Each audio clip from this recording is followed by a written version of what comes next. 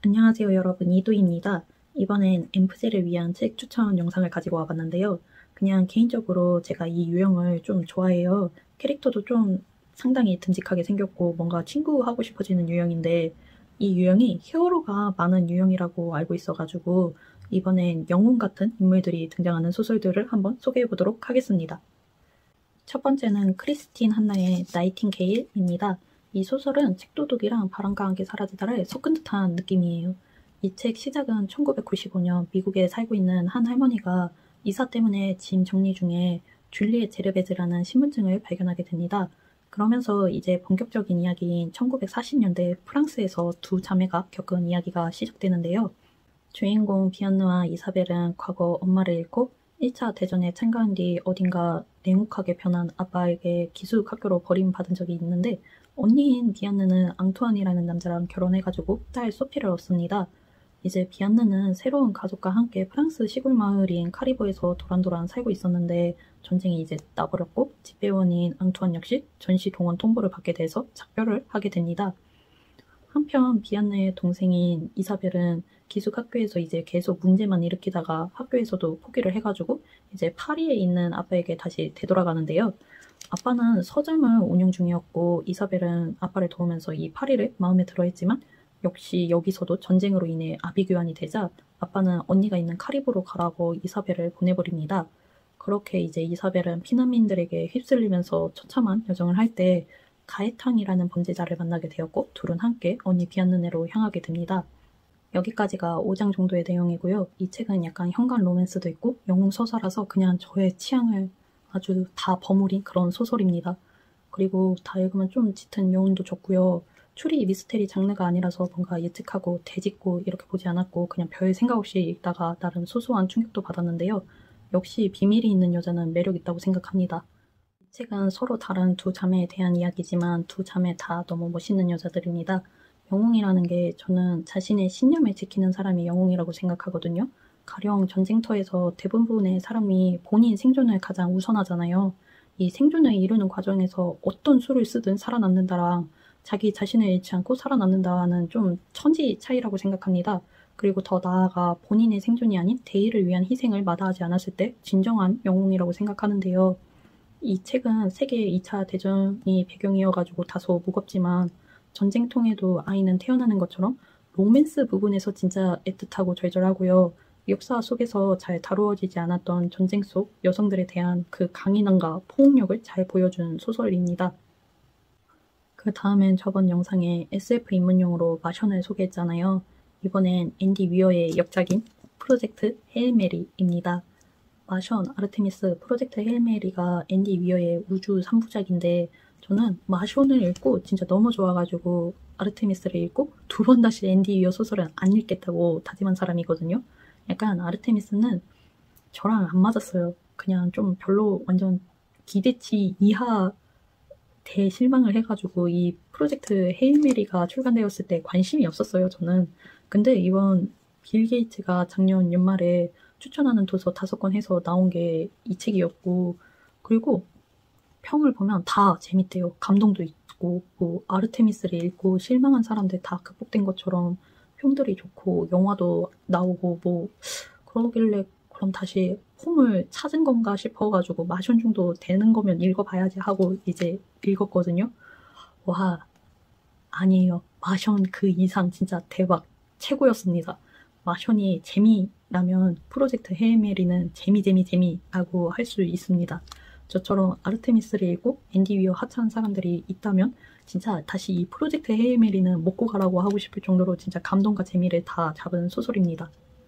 책 시작에 주인공이 힘겹게 눈 뜨는 것으로 시작하는데, 로봇들이 계속 이름 뭐냐고 묻지만 이름이 기억이 나질 않아요. 그래가지고 주인공은 여기가 어딘가 싶어가지고 수색하는데 옆에 누운 인간들은 막 미라인 것 같아가지고 시겁하고, 이제 이 누워있었던 곳을 벗어나서 막 여기저기 둘러보는데 다행히 뭐가 뭔 물건인지 기억이 다행히 조금씩 나기 시작하면서 자신의 지니어스적인 면모로 이곳이 지구가 아님을 알게 됩니다. 이렇게 주인공이 지구에 있던 과거와 현재 우주 미아가 된 상황이 왔다 갔다 전개가 되면서 전문 용어랑 과학 지식이 남발을 하지만 진짜 재밌습니다. 저는 사이언스 픽션의 그 전문성에 대해 할 말이 없거든요. 그냥 판타지 소설처럼 그런 세계관이구나, 그런 원리로 하나보다 이런 식으로 흘려보는 편이고, 뭐 과학적인 입증이나 논리 추론에 대해 완벽히 따지는 편이 아니라서 원래 SF 소설도 그렇게 즐겨 읽지도 않는데, 이 앤디 위어의 특징이 좀 복잡한 그런 과학 전문 지식을 읽는 독자로 하여금 되게 별거 아닌 것처럼 쉽게 넘겨 읽기 좋게 되게 가독성이 좋아요. 뭐라고 해야 하지? 좀 과학 전문가 유쾌 귀여움의 적절한 조화라고 해야 하나? 평이 약간 개발세발인데 과학적인데 정말 귀엽다니까요. 제가 좋아하는 SF 소설들은 다 올드한 편이에요. 좀 상상하기 쉬운. 근데 이 책은 최근에 나온 SF 소설이지만 정말 정말 좋습니다. 약간 종합 선물 세트 같은 소설이고요. 과학적이자 비과학적으로 이 공생에 대해 재미있게 풀었었다는 점에서 1독을 권장하고 싶습니다. 진짜 MBTI를 떠나 추천하고 싶은 책이고요. 다 읽으면 햄버거가 땡깁니다. 세 번째는 전쟁 우주, 다음으로 잔혹 동화 이야기인 존 코너리의 잃어버린 것들의 책입니다. 이 책도 당시 전쟁 중인 유럽을 배경으로 12살 소년 데이빗이 주인공인데, 데이빗은 죽은 엄마를 그리워하고 있었고 오로지 책만 보는 그런 책 덕후입니다. 근데 어느 날부터 책들이 막 수군되는 이상한 환경에 시달리게 되는데요. 그리고 이젠 아예 웬 꼬부라진 남자가 찾아와 데이빗에게 모두가 기다리고 있다고, 어서 오라고, 새로운 국왕 폐하 만세 막 이러면서 사라지는데요. 그렇게 데이빗은 점점 환청인지 현실인지 분간 못하고 있을 때 이젠 죽은 엄마의 목소리가 들리기 시작했고, 자신이 동화 속 세계에 갇혔다고 막 구해달라고 하길래 데이빗은 폭격으로 엉망인 밖으로 나가가지고 정원 벽돌단 구멍으로 신화와 동화가 섞인 이 환상적인 동화 속 세계로 들어가게 되는데요. 그러면서 펼쳐지는 모험 이야기입니다. 기존에 알고 있는 좀 일반 동화들이 아닌 많이 잔인한 동화 속 이야기다 보니까 좀 뭐라고 해야 하지? 어린 아이용은 아닌 것 같고, 게다가 잔혹동화 좋아하시는 분들은 진짜 엄청 좋아하겠다 싶을 정도로 좀 다양하게 잔인합니다. 작가가 원래 스릴러 소설로 유명한 작가라 가지고 약간 데이빗의 동화 속 모험이 액션 스릴러 그런 느낌도 있고요. 근데 이 책의 포인트는 이렇게 잔인한 잔혹동화 속에서도 되게 올곧는 성장을 한다는 점인데, 이 차례의 1장을 보시면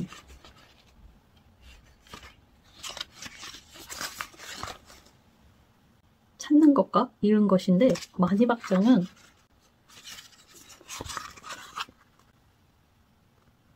잃어버린 모든 것과 다시 찾은 모든 것입니다. 약간 차례에서 좀 스포를 살짝 해준 것 같긴 한데 결말이 진짜 전 너무 마음에 들었고요. 동화 속 어두운 이면이랑 성장물이 섞인 그런 판타지 소설에 되게 완벽한 결말을 원하시는 분들에게 추천합니다. 이제 네 번째는 전쟁 우주 동화 다음으로 전염병이 창궐한 현 시국과 비슷한 책인 알베르 카미의 페스트입니다. 도시 설명으로 시작하는 이 이야기는 오랑이라는 곳에서 쥐들이 하나 둘 죽기 시작하더니 그 개수가 점점점 증가하게 됩니다. 그러면서 이건 페스트라고 추측이 되면서 여러 낙관론과 비관론이 페스트와 함께 퍼지기 시작하면서 도시가 폐쇄되는 것이 일부의 내용인데요. 여기서 주인공인 리에는 의사입니다. 전작인 이박인이랑 반대되는 그런 인물로 이 페스트는 정도 많고 상당히 성실하기까지 한 리에의 인간 관찰 일지를 본 그런 기분인데요. 리에는 페스트가 장기화되면서 지쳐가기도 했는데 그럼에도 희망을 보기에 포기하지 않았습니다. 저는 여기서 리에와 함께 페스트를 극복하려고 노력한 사람들 덕에 희망이 만들어진 거라고 생각하는데요. 이 시국 때문에 유명해진 책인데 확실히 그 배경이 비슷해서 술술 읽히게 됩니다. 이 소설은 또 오브로 되어 있는데 이 마지막 오브가 하이라이트여가지고 되게 인상 깊게 봤고요. 진짜 좋은 문장들이 많으니까 코로나가 종결되기 전에는 한번 읽어보심을 추천합니다. 마지막 다섯 번째는 하퍼 리의 앵무새 죽이기입니다. 1부, 2부로 나뉘는데 약간 성장물 더하기 반전물인 소설이고요. 이 책은 스카웃이라는 어린 소녀의 시점으로 1부에서는 약간 잔잔하게 미국 남부 그 시골 일상이 나옵니다. 스카웃은 오빠인 진 핀치, 변호사로 활동 중인 아빠 에티커스 핀치, 가정부인 캘퍼니아 이렇게 4명이 살고 있는데 여름에 딜이라는 소년이 오면서 스카웃, 잼, 딜 이렇게 세 명은 서로 어울려 놀면서 이 스카웃 옆집에는 되게 미스테리한 메들리라는 사람이 살고 있는데 막 공포 체험하듯이 몰래 막 한번 들어갔다 나오기 등 이런 시골에서 아이들이 노는 그런 일상들이 나옵니다. 약간 이 앞부분은 그냥 소소하고 목가적이고 대체로 평화로운데 진짜 후반에 갈수록 이 한 사건이 연결이 되면서 복선과 반전 있는 소설로 진짜 재미있습니다. 저는 1부에서 1부 10번째 에피소드 이야기를 가장 좋아하고요. 이 책은 남북전쟁 이후에 그 1930년대 미국의 이야기로 모든 인간은 평등하다고 주장하지만 아직도 아만리에 차별이 있었고 이런 상황이 바뀌어야 한다고 주장하는 인물들의 이야기이자 약간 남들과 다르다는 이유로 대척을 받는 사람들을 우리가 관심을 가져야 하는 이유와 함께 작은 추리물이 가미가 되어가지고 진짜 재밌습니다. 이렇게 오늘 전쟁 속에서, 우주 속에서, 동화 속에서, 전염병이 퍼진 세상에서, 평범한 일상 속에서 다양한 영웅적인 인물들이 나오는 소설들을 한번 소개해봤는데요. 난세의 영웅이란 말이 있는데 어지러운 세상에 큰 공을 세우는 영웅을 뜻하는 말로 영웅은 언제 어디서나 늘 존재하게 이렇게 난세 속에서도 등장하는 거라고 생각하고요. 오늘의 영상은 여기까지 시청해주셔서 감사하고요. 다음에 봐요. 안녕.